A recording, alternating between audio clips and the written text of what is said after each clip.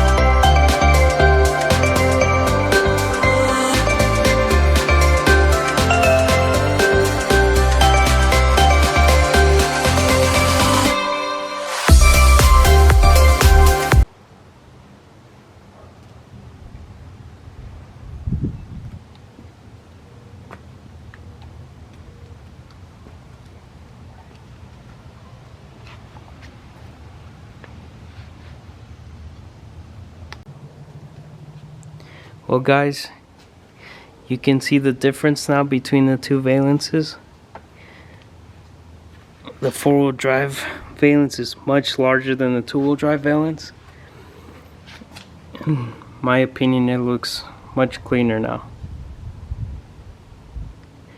Thanks for watching. Let me know if you guys have any questions.